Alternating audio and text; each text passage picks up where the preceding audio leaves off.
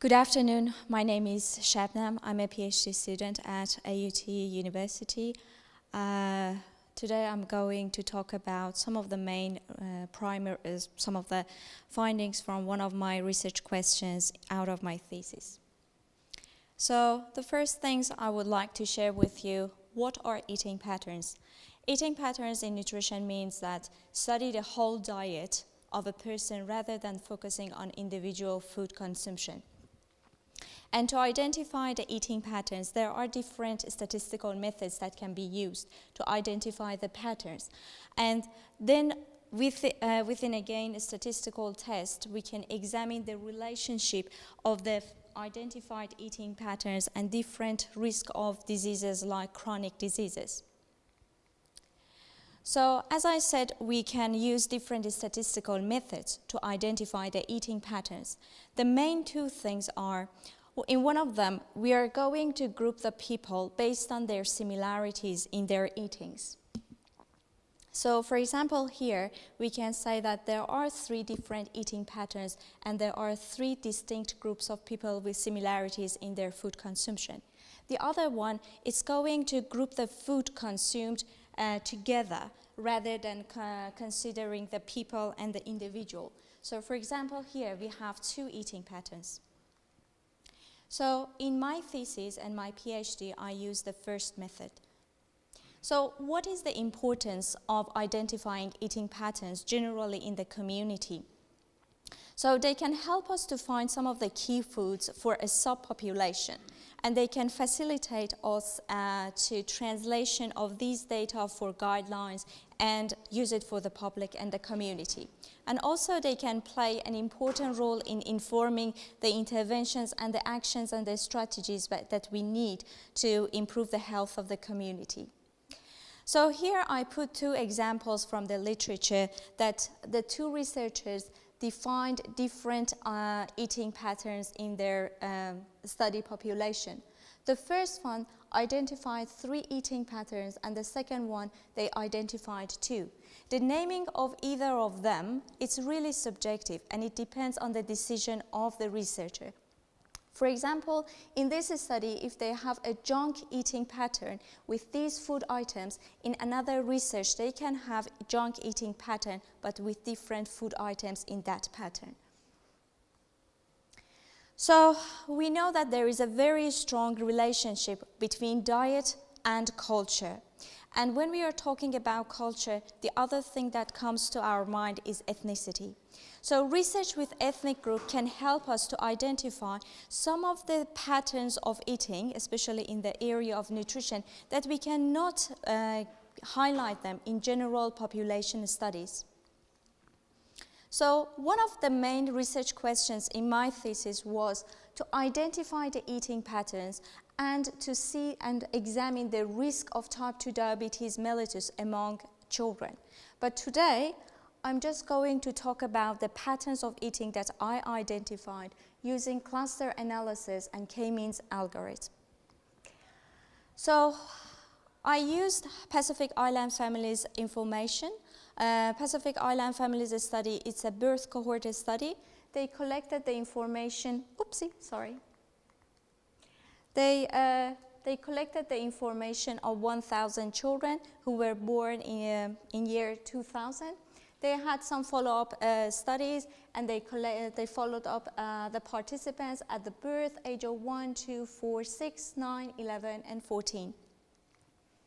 I used the phase 14 years for analyzing my information. There were 931 children, and they were measured between 2014-15. For food information, we used a dietary habit questionnaire, and it was based on 15 common foods that usually children consume, and it was completed by the children, and they used a tablet to fill out the SurveyMonkey questionnaire. So now I'm going to just present some of the results about their food consumption at the age of 14. As you can see here, the consumption of red meat, chicken, processed meat for both girls and boys it wasn't very much different, statistically actually, at least 1 to 2 times per week. 1/3 of the children in both gender never consumed fresh frozen fish or shellfish, fried fish, shellfish, and canned fish or shellfish, which was a little bit surprising for me for this ethnic group. About the consumption of fruit and vegetable. For both girls and boys, 1 out of 7 consumed fruit less than once a day.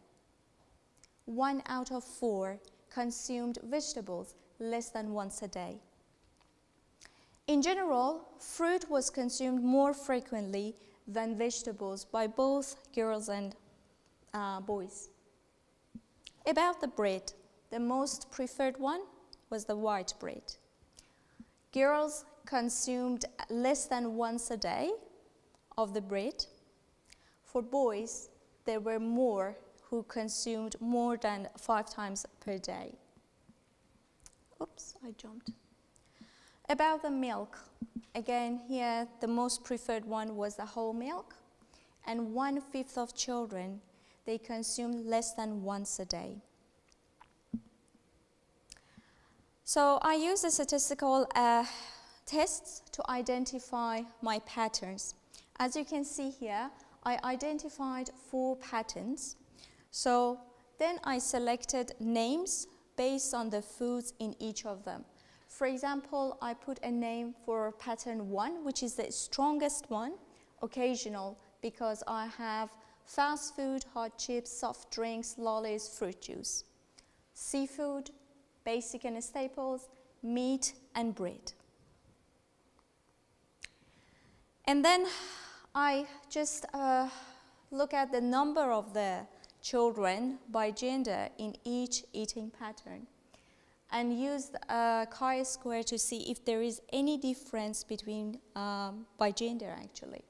And it was interesting to see that there were more girls in seafood and basic staples one, and there were more boys in occasional meat and bread eating patterns. So in summary, I can say that more than 40% of girls and more than 30% of boys never consumed seafood. 16% and 23% of children consumed fruit and vegetable less than once a day. So we need to consider that and maybe underlying reasons for that.